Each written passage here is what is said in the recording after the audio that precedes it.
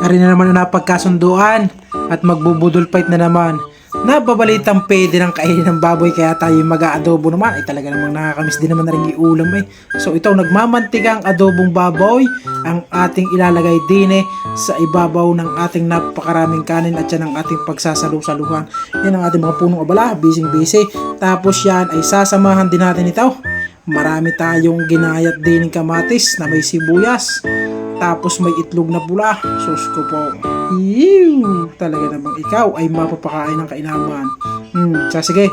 Tapos yan, mailagay natin yan. Kompleto na setup. May sausawan pa yung bagoong.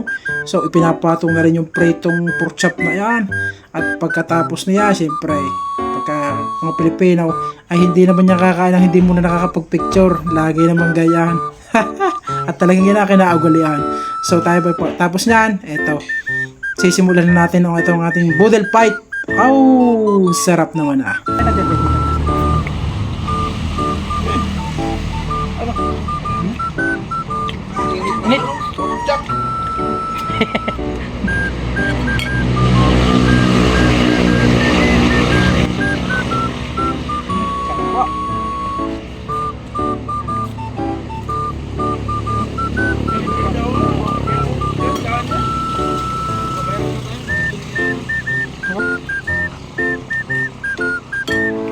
Kita ka din, Darben. Hoy, tumingin muna ka din eh. Para kayo may makita na sukha. Oh, ayun oh. Parasay.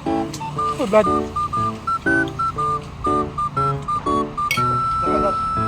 Aray, aray.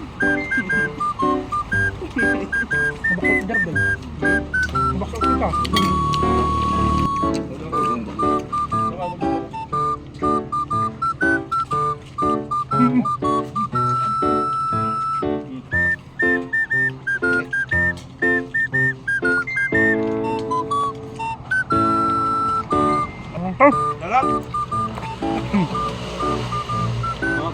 Bakit nga naman kapag kagarning salo-salo at kanya-kanyang dakutan ng pagkain ay talaga namang ikaw ay gaganahan.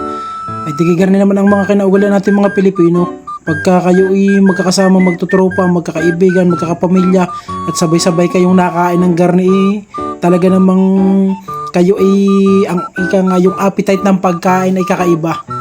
Ika nga ay mas may challenge. May mas challenge dahil syempre unahan sa ulam. Unahan sa kanin. Tigi kanya-kanyang dakutan kaya nakakatuwa. Eto, kita mo, naubos na natin yung isang bag sa kanina ng kanin. Pati yung mga baon pa ng mga tropa, ayan, inilabas na rin lahat ng mga kanin pa. At talagang nabitin pa sa unang naihayin natin napakarami ng kanin.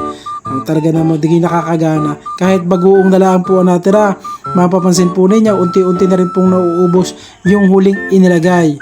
At yan, kanya-kanya, isa-isa nang nawawala sa lamesa at ito ang pinagtapusan. Wipe out po. At syempre yan, lahat ng mga kumain ay magaganda na ngiti. Ayan, sa mga susunod pa pong video, samahan niyo po kami. Maraming salamat po. God bless.